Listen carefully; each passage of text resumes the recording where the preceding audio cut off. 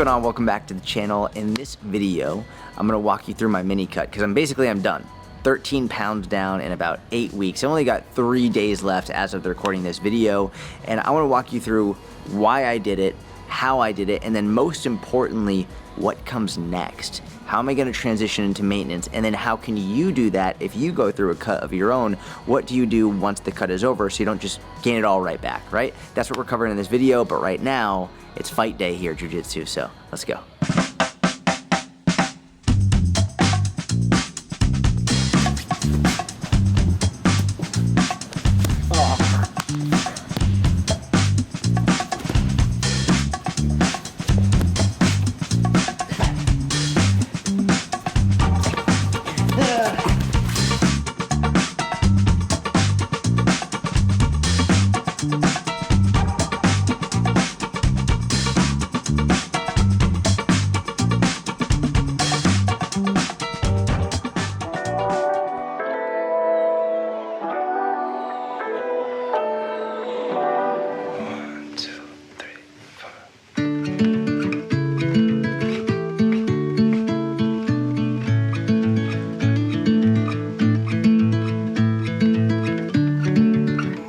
Oh.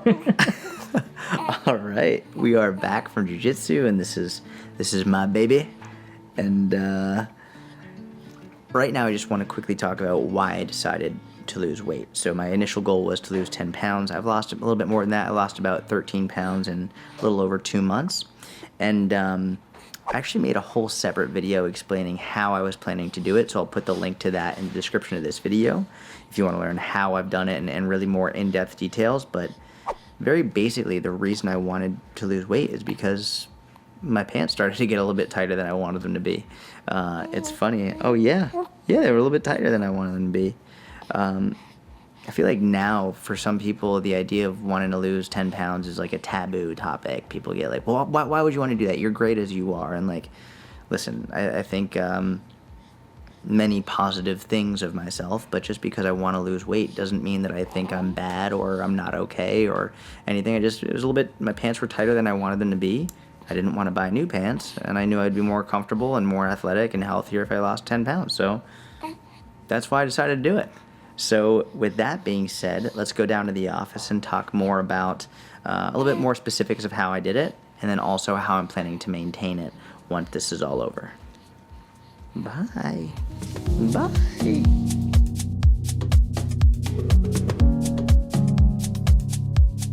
Okay, so how did I lose about 13 pounds in 8 weeks? First and foremost, like I said before, I have an entire video explaining the plan in depth, so the link is in the description of this video. But basically, it was calorie counting, right? So I used my free calorie calculator, the link is in the description of this video if you want to use that, to come up with my calorie intake, which is about 1,800 to 2,000 calories. Okay, so very basically, the calorie calculation is goal body weight times 12. So my goal body weight was about 150 pounds. So I did 150 times 12, 1,800. And then I made a range of 1,800 to 2,000 because it's very difficult to hit exactly 1,800 on the dot. So I gave this 200 calorie range, so I still knew I would be in a calorie deficit, but that's the range that I hit on a day-to-day basis. Now, one of the questions people ask here is, well, what happens if you're not hungry on a certain day? Should you like force yourself to eat to hit those calories? And the answer to that is, if you're in a fat loss phase like I am, no. Don't force feed yourself if you're not hungry. So there were days in which, I just wasn't really hungry. I didn't feel the need to keep eating, so I would have stopped at 1,500 or 1,600 calories. I think most of the time I was between 1,700 and 1,900 on a daily basis, but that 1,800 to 2,000 was my general goal. With that in mind, I did not weigh and measure my food. There's nothing wrong with doing that, and quite frankly, I think basically everyone should spend at least a month doing that in their life just so that they get an idea of what a portion size looks like. I spent several years doing that when I was 18, 19, 20, 21, 22, so that now I don't need to do it anymore. I can look at a plate of food and tell you probably within 50 to 100 calories within 50 to 100 calories, how many calories is on that plate of food, just because of the years that I spent doing it prior. So now I don't really need to do that anymore. So I did not weigh and measure, I didn't do any of that, but I did log my food and I kept track of how many calories I was having so that I knew what range I was in. Now, one other thing that I think is really important to be aware of here is when a lot of people start counting calories and they start trying to track how much they're eating, they start taking food away. Right? So psychologically they start, well, I can't have this and I can't have this and I can't have this. In my opinion, that's probably one of the worst things you can do. When you are operating from this restriction mindset and from this removal mindset, you're always thinking about the things you are not allowed to have. And it's sort of like, every time I walk by a fire alarm, I always want to pull the fucking fire alarm because I'm not allowed to, right? So that urge builds up. And if you're not allowed to have pizza or allowed to have French fries or allowed to have cookies or allowed to have any of these foods, then it's just gonna make you want them even more. So not one thing was off limits. What I did do, however, is I added more food into my nutrition. I added more foods. And so what does that mean? It means instead of first going for the cookie or first having the French fries, I would say, you know what, I'm going to have a salad first. I'm gonna make a big salad first, and if I still want the cookie, cool, I can have a cookie. If I still wanna get pizza after the salad, then I'll have the pizza. But first, I must have my big ass salad. And if you follow me on Instagram, you know I have a big ass salad, at least one every single day. And this isn't like a rocket surgery, you know what I mean? This is like very basic, simple things that you can do to help decrease your hunger. And oftentimes when you have a craving for something, whether it's cookie or pizza, it's an urge. It's not like that you really even want it, it's just this urge. So I'll start by adding in a salad or adding in a fruit, and then afterwards, I'm still allowed to have it, so I don't have that negative feeling as though I'm not allowed to. But once the salad is in my stomach or once the fruit is in my stomach and I've already eaten, I'm like, I'm not really craving it anymore. I don't really want it anymore. On the rare occasion that I do still want it, I have it. No guilt, no shame whatsoever. But that also automatically reduces how many calories I'm gonna eat. Because if I just went straight for the pizza or straight for the fries or straight for the cookies, I would have been able to eat so much more. But because I started by adding food in, adding a salad at the very beginning, I'm already more full and I don't need as much in order to be satisfied.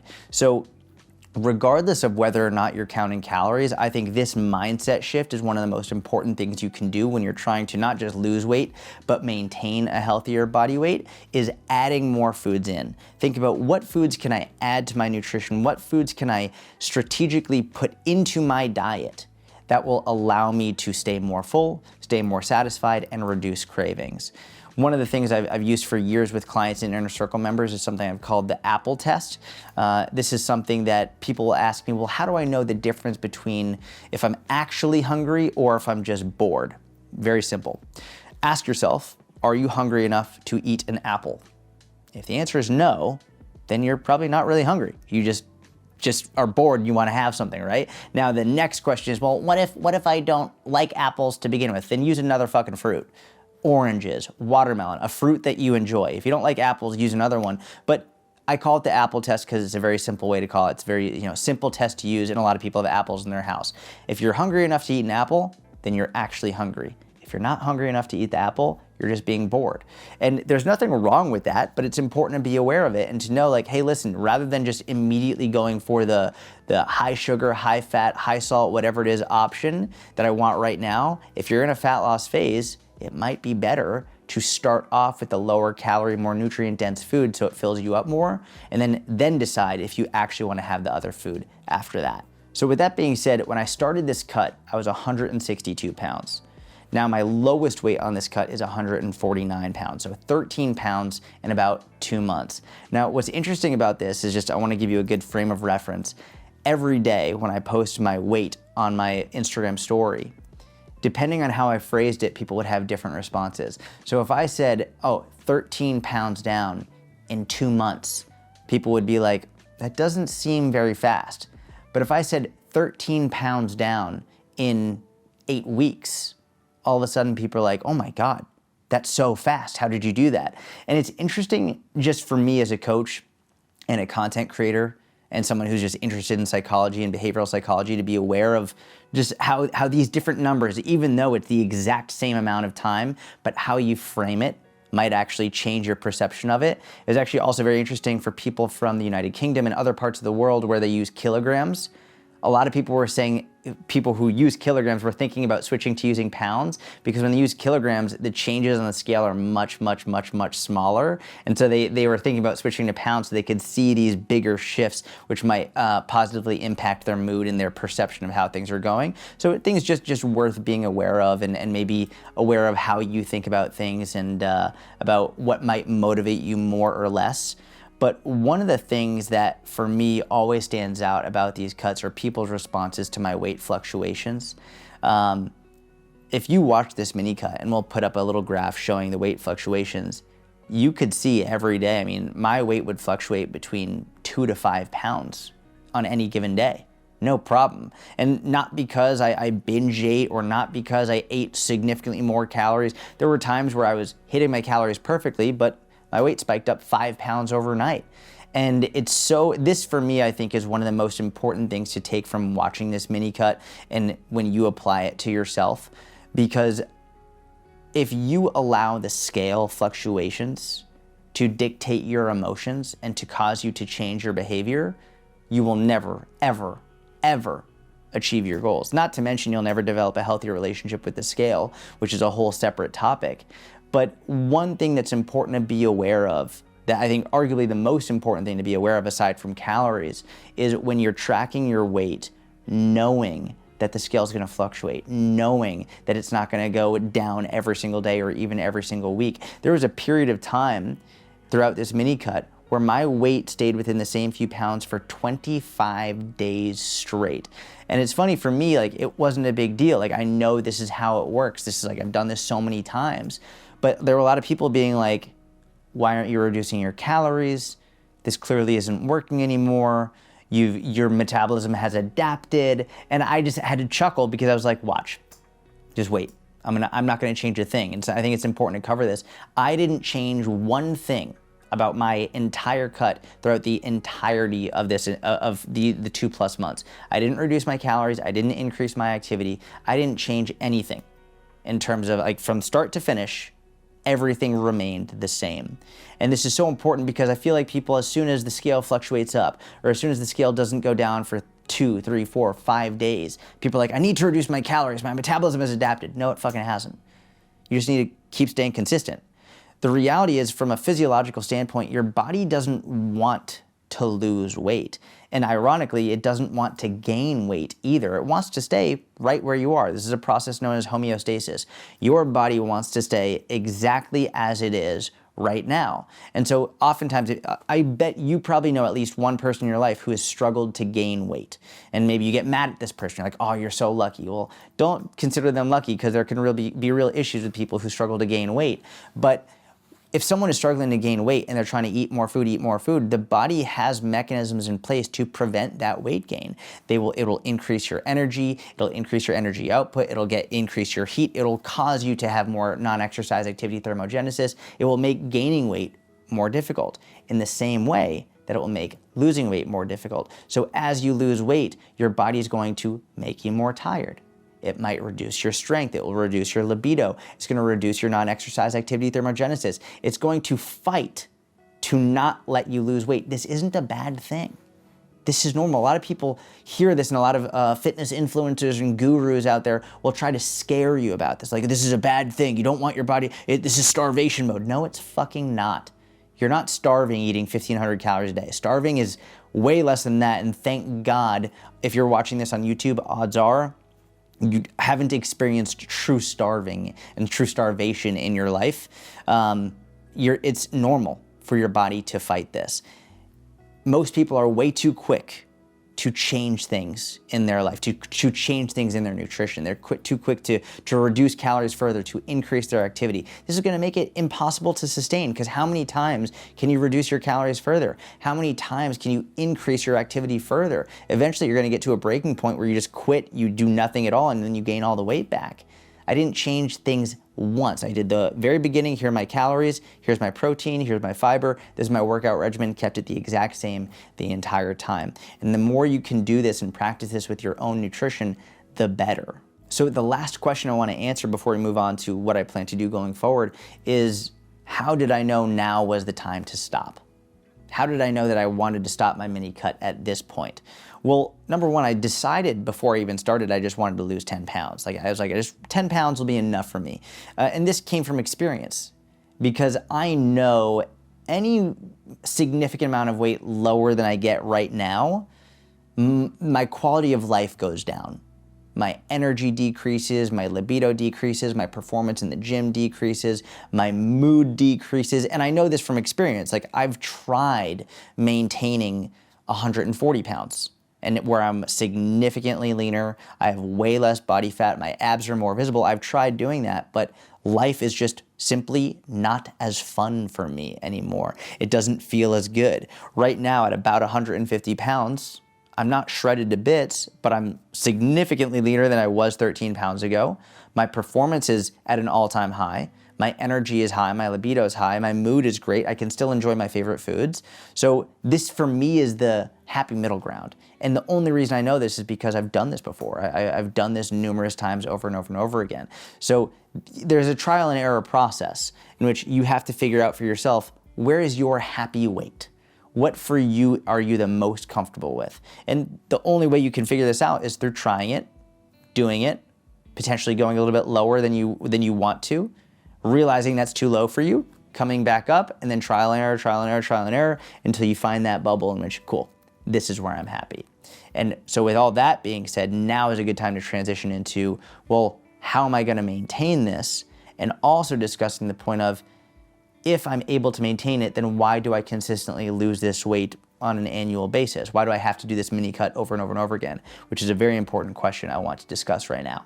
So when I'm talking about weight maintenance, there are two different ways that I consider you can sustainably maintain your weight loss, all right? The first way is very uncommon, but there are people who do it. The first way is to maintain your weight within a very small range, literally within a couple of pounds from your lowest weight, right? So let's say I'm 150 pounds right now. If I could maintain it between like 148 to 152. Most people don't actually maintain their weight like this. There are some people who do. For example, my co-coach in the Inner Circle, Susan Niebergall, she is a master of maintaining her weight like right around like 130 to 132, and she's done it for years, and she's super good at it. She's also way more dialed with her nutrition than I am with mine. She is way more dialed, and she's way more regimented than I am. So she can maintain that relatively small range for years and years and years. In my experience with myself and with many, many, many other people, I know that's, I think, a much more difficult weight maintenance strategy. It's a much more challenging one. It's not wrong, and if that's what you do, amazing, but for most people, I think it's more difficult. And so when I think about my weight maintenance, here's what I do. Every year, I do a mini cut just like this, in which I'll lose about 5 to 10 pounds, and it's usually from about somewhere in the 160s to low 150s. Do this every year, right around the same time. If you've followed me, you've seen me do this over and over and over and over again. And what I do is, I'll do this 4 to 8 week mini cut, and then for the remainder of the year, for the next 10 to 11 months, I don't diet. I don't try and lose weight, I just enjoy myself. I enjoy myself, I'm not overly restrictive, I have great times, and I slowly gain those about 10 pounds back over the next 10 to 11 months. And then the following year, I spend 4 to 8 weeks in a mini cut and I lose it over again. And this is my cycle. So essentially every year I spend about 4 to 8 weeks in a calorie deficit, and the rest of the year I'm in more maintenance, and it's actually realistically a slight surplus because I will slowly gain that weight back. Now, a lot of people would say, well, isn't that yo-yo dieting? No, yo-yo dieting is when you are uncontrollably and not deliberately gaining or losing. It's something where when you try to lose weight, you massively restrict, you lose a lot, and then you get to a breaking point, and then you just say, fuck it, and then you gain it all back really quickly. And you go back and forth and back and forth. And oftentimes, every time you gain the weight back, you gain more and more and more. That is very different than what I'm doing. I have a range of about 10 pounds that I feel comfortable in. Anywhere between 150 to 160 is my happy range. Once I start getting outside of that, once my pants start feeling a little bit tighter, now I know it's time, okay, cool, time to go into a calorie deficit again for 4 to 8 weeks. And that happens once a year. This is very controlled, very deliberate, and this for me is so enjoyable because for essentially the 90% of the year, I can just relax. I don't really have to worry about counting my calories. I don't have to worry about, oh no, I can't have this, I can't have that. It's like, I can eat what I want in the quantities that I want. And obviously I'm not eating like an asshole and binge eating, but it's like, I can enjoy myself and it's no big deal whatsoever. And so slowly I gain that back. And this way, for me, works the absolute best. So as I transition into my maintenance phase, I'm knowing that I will slowly gain that weight back over the next 10 to 11 months. And I'm totally fine with it because I know once next year hits and once I gain that weight back and my pants start to feel a bit tighter, cool. Then I can just lose the weight again. No problem. I know exactly what to do. And the more I do it, the better I get at it. The other benefit of this is when I'm in that slight surplus throughout the year, maintenance surplus range, I can build more muscle because I'm feeding my body more. When people try to maintain their lowest weight, it becomes exponentially more difficult to build muscle because they're right on the edge of a calorie deficit essentially all year. They're super dialed with their nutrition. They're right on the edge of a deficit maintenance so they don't gain too much, and it becomes more difficult to build muscle. But because I'm actually in a slight energy surplus, a slight calorie surplus, now I'm feeding my body more. I can improve my performance. I feel better in the gym. I have way more energy, and not to mention all the food freedom that comes with that as well. So I'm not saying one strategy is better or worse than the other. You just have to figure out which one is better or worse for you as the individual. And as I transition into this more maintenance, slight surplus phase over the next year or so, I'm gonna have more food freedom. I'm gonna relax. I will still have a big ass salad every day. I'm still gonna stay hydrated with water. I'm still gonna keep my training and nutrition, my training exactly the same. It's just, I'm now gonna have a little bit more freedom with my treats, right? Maybe I'll have an extra ice cream sandwich at night, or maybe I'll be able to eat out a little bit more with my family instead of, I'm gonna have so many home cooked meals, right? Because when you're trying to lose weight, it makes much more sense to home cook more meals, have more nutrient dense, less processed foods, right? That just makes the most sense from a weight loss perspective as well as a health perspective. But during the phases in which maybe you're a little bit closer to maintenance, you have more freedom with your calories, you have a little bit more wiggle room, you can give up a little bit of that for a little bit more enjoyment along the way. And it promotes really good balance. So that's what I do. That's how I structure it. You don't have to follow that, but this is the most common question I'm getting is how am I gonna transition into maintenance? And maintenance for me is a range of about 10 pounds, not a range of 1, 2, or 3 pounds.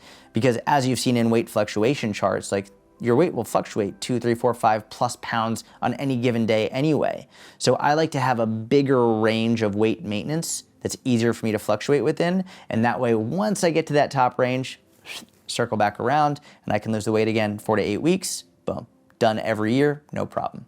Now, before I end this section, Mitch is behind the camera and he brought up a really good point. He said, what advice would you give to someone who's maybe going in their first cut or maybe their second cut, just really early on, maybe you don't know where to start or where to begin? Here's what I'm gonna say.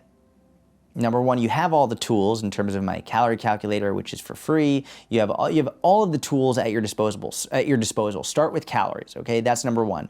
But even before that, I wanna give a little bit more of like an ideology, philosophy sort of discussion. If you're early on in your weight loss journey, I think the best piece of advice that I could give you is to understand the first time you try it, the first time you lose weight will not be the last time. It just won't be. Like, unless you are the 1%, less than 1% outlier, this is a lifelong journey, right? And life is gonna throw you curveballs and things are gonna happen. You're going to mess up. It happens. You're human. I'm human. We all mess up. I don't know anyone personally, and I've worked with thousands of people and I know thousands of coaches in the industry. I don't know anyone in this industry, coach, professional, or otherwise, who on their first try got it 100% right and just lived the rest of their life without an issue. The sooner you realize that this is a lifelong journey and there's no end date and there's no rush to get it 100% right the first time or the second time or the third time, the easier this is going to be. The less pressure you're going to put on yourself and the more you can actually enjoy the process. A lot of people have watched me throughout this cut and they've seen me enjoying alcohol and they've seen me enjoying my favorite foods and they're like, I just don't know how you make it look so easy. It's easy for me now because of how much practice I have with this. I've done this for years. This is what works really, really well for me. So I wish someone had told me this the first time I went through a weight cut. I remember the first time I went through the first sustainable weight cut I ever did when I was 18 years old. And I remember feeling like such a failure when the weight started to come back. I felt like such a failure. I was like, I'm ruining it. Like, I don't know what's going on. And I felt out of control. And it actually made binge eating come back and it made the whole thing worse. When I was like 18 years old, I was so hard on myself. I wish someone had told me, you're not going to get it right the first time. You're going to gain the weight back. And that's okay. You're going to figure it out the more you do it. You're going to figure out what works for you, what foods make you feel best, what foods fill you up, what strategies work for you, what length of a mini cut or a cut feels good for you. All of this stuff you will figure out, but it's going to take more than one time. And the more you understand that and internalize that, the easier it's going to be, the more enjoyable it's going to be, and the less pressure you're going to put on yourself. So just keep that in mind going forward, that this is a lifelong journey. This isn't a one-time end-all, be-all, fix-all problems. This is a lifelong journey, and you're a forever student. You are a forever white belt, and I am a forever white belt in this. It's in jiu-jitsu, there's a saying that once you get your black belt, that's when the journey really begins. Same thing with all this. Like, once you think you've got it all figured out, that's when the journey really begins. Right? So you're a white belt, have the white belt mentality, and you can't go wrong.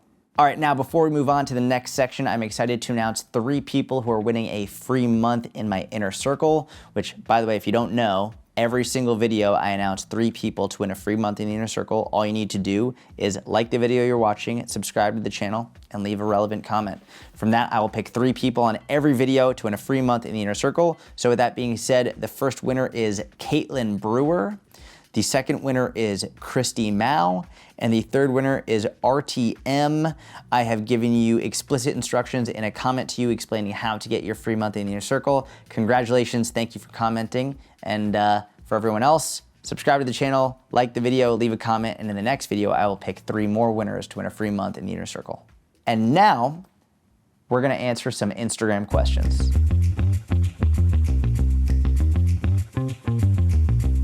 All right, so we've got 2 Instagram questions, which, by the way, if you don't follow me on Instagram, you can do that right here. In every video, I answer at least 2 Instagram questions from people who put them into my Q&A, which I do all the time. All right, so first question today is from M. Gibbons, and she asks, it's been over 2 months, and I'm only down 5 pounds. I work out 5 to 6 days, and I eat decent. What's wrong? Okay, so there's a lot to discuss here. The first one being, I'm only down 5 pounds. What do you mean you're only down 5 pounds? Down 5, like, progress is progress. There's no rush, there's no end date, there's no finish line. You don't get a prize for reaching your goal weight faster. In fact, oftentimes the prize is regaining it all back and then even more. Take it slow. There's no reason to rush. So this idea of only losing 5 pounds in 2 months, like, you've lost 5 pounds in 2 months. That's fucking amazing. You should be super proud of yourself. Now, with that being said, you said I work out 5 to 6 days a week and I eat decent. What's wrong? Well, the first part of what's wrong is you're saying you eat decent, but there's no mention of, are you tracking your calories? Are you in a calorie deficit? Are you aware of how much food you're taking in? Eating decent is not an actual metric. Right? It's like if someone was like, I don't know what's going on, like my business isn't growing and like I work pretty decent. It's like, what do you mean you work decent? Like, how much do you work? How's the quality of your work? Are you actually reaching out to potential customers? Are you helping people? Like, what is made up of this decent, eating decent? It doesn't tell us anything.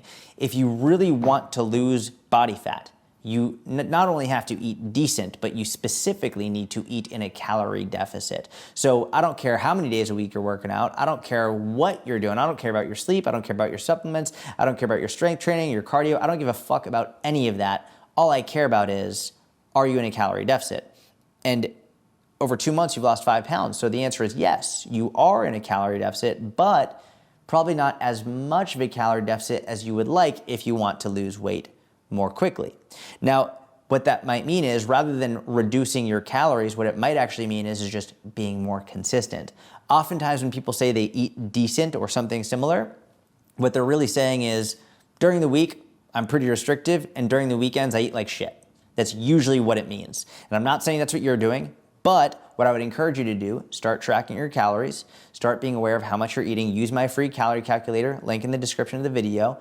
Use my free calorie calculator, figure out how many calories you need to eat to be in a calorie deficit, and try to be at least 80% consistent for the next month and see how that goes. And I bet if you follow that, you'll probably lose about 2 to 5 pounds over the next 4 weeks if you're consistent with it. So get the only out of your vocabulary. You've lost 5 pounds, congratulations. And if you want to lose weight more quickly and be more consistent and actually see a more consistent weight loss over the next month, 2 months, 3 months, track your calories and be in a calorie deficit. Okay, so the second question, and this is more of a personal question, is from Kevin Wilhelm. And Kevin asks, what makes you feel insecure? And I thought this was a great question. It's honestly one that makes me a little bit nervous to answer, but like I tell you, if something makes you nervous, then you should probably do it because it's gonna make you better. So when I think of things that make me insecure, there are 2 things that come to mind. One of them that no longer makes me feel insecure, but one of them that has made me feel insecure my whole life and probably will, but it's diminished as I've gotten older. The one that used to make me feel insecure but doesn't anymore is being bald. Now being bald, like, I actually really like it. I think it looks good. I really like it. There's actually a tremendous amount of research showing that, like, bald guys are actually, here's what's interesting about the research. What they show in the research is that it's not that bald guys are more attractive than guys with a full head of hair, and it's not that guys with a full head of hair are more attractive than bald guys. What they found is that as long as you are, if you have a full head of hair, rock it. If you're bald, rock it. The worst thing you can do is be in the middle. Is like, if you're clearly balding and you're trying to pretend that you're not, whether it's the comb over or whatever it is, like if you're clearly balding but you're trying to save that hair, just get rid of it. Just rock it. In other words, be confident with what you've got. Whether you're full bald or a full head of hair, doesn't matter, but rock what you've got. So I used to be insecure about that, especially when I was younger, because I started balding around like 18, 19. My brother started balding a little bit earlier. My dad started balding around that same time, so it's genetic. But I mean, when you're 18, 19, 20 years old and you start balding and getting thinning hair, like, that's a big hit to the ego and to just, like, you know, no one is really balding. Very few guys are balding at that age. So like, you're like the first one of the group to have that happen to. So people are looking at you, they're asking questions, they're teasing you. So that used to make me very, very insecure, and no longer anymore. Like, I actually really like it now. The thing that does still make me insecure is my height. And this is something that for my whole life has been an issue. An issue in many ways. I mean, we could just look at general society standards, right? Societal standards, or what women generally find attractive. The most cliche thing that women say is tall, dark, and handsome. That's like what they say for an attractive guy. Tall, dark, and handsome. Tall being the very first fucking one. Tall, dark, and handsome. Not to mention, I'm married to a beautiful, beautiful woman now. But when I was dating before I was with my wife, you go on these dating apps and there would be women who put like, don't message me unless you're at least like 5'10". It's like, and the first question they would ask is like, how tall are you? When you start messaging them, it's like, motherfucker, like, you don't even want to get to know me. Ironically, and this is like what like my logical brain and sort of my like problem solving would be like, if I asked you how much you weighed, that would probably really fucking piss you off. But for some reason, it's okay for you to put a limit or put like a you must be this tall to ride, right? It's like, so for me, my height, even now, is something I'm insecure about, much less than it used to be.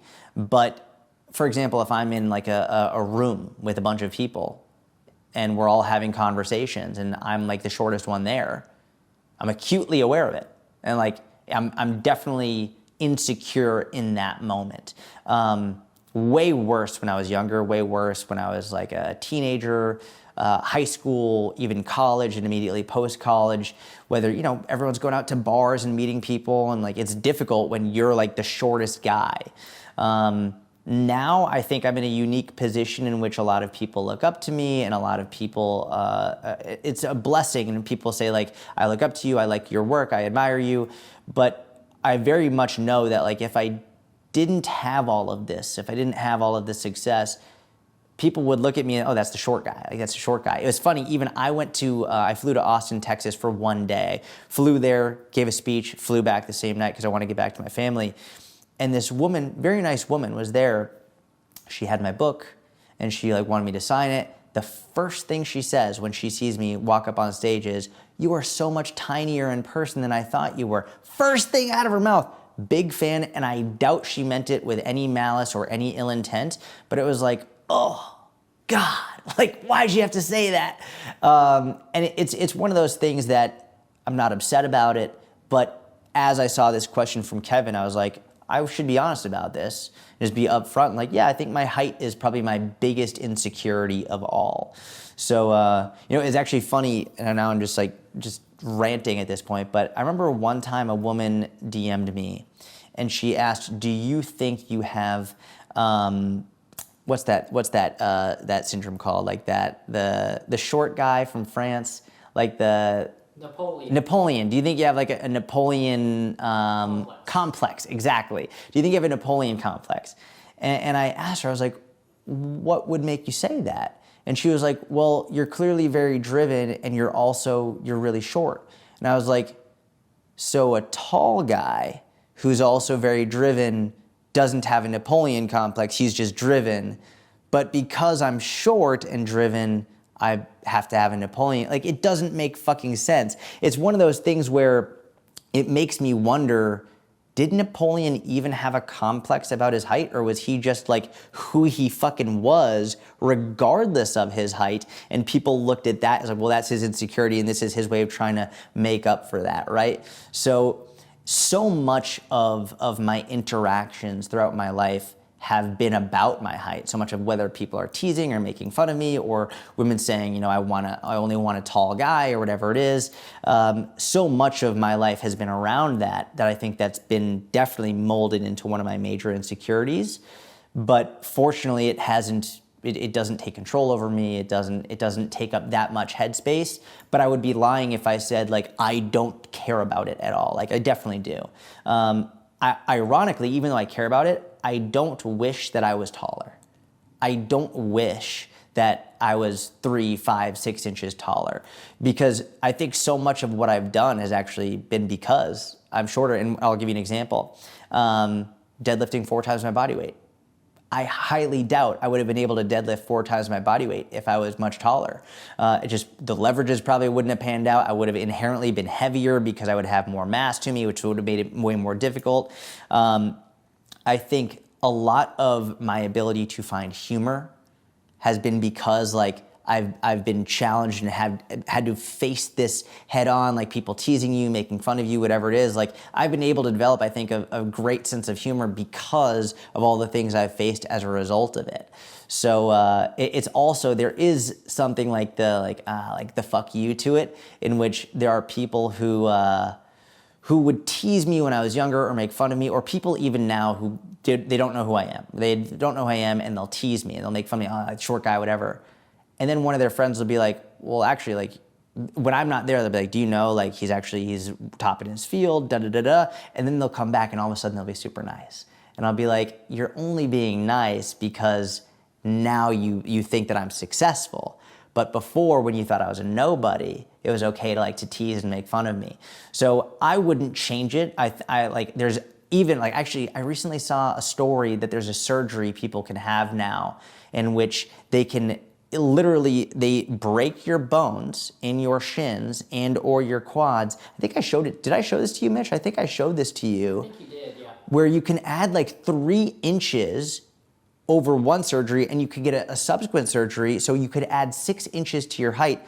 But the pain and agony that these people go through, the issues that they have, like never mind the actual medical issues, but simply the coordination issues, all the stuff that comes with it, the cost is out fucking outrageous. The amount of money people are spending in order to get over this insecurity, which for me, who am I to talk or to judge like what you decide to do with your body? You can do whatever you'd like.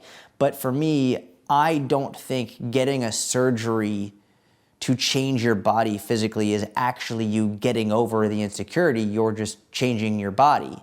And I actually would think it might even make the insecurity even worse. Whereas getting over the insecurity is accepting who you are and all of the struggles that have come from it and also all of the advantages that have come from it. And understanding the insecurity is normal. It's not bad. It's not weird. It's not a bad thing to have insecurities. It's normal. And then from there, face it head on and see what life has to throw your way. So that's it. That's probably my biggest insecurity as of right now. So with that being said, that's the end of the video. Thank you so much for watching. If you made it all the way through, it really does mean the world to me. It helps the channel grow. When you watch from start to finish, it actually helps push the video to more people. So thank you for doing that. I hope you enjoyed it. If you did, please give it a thumbs up. Subscribe to the channel if you don't already. Have a wonderful day, and I'll talk to you soon.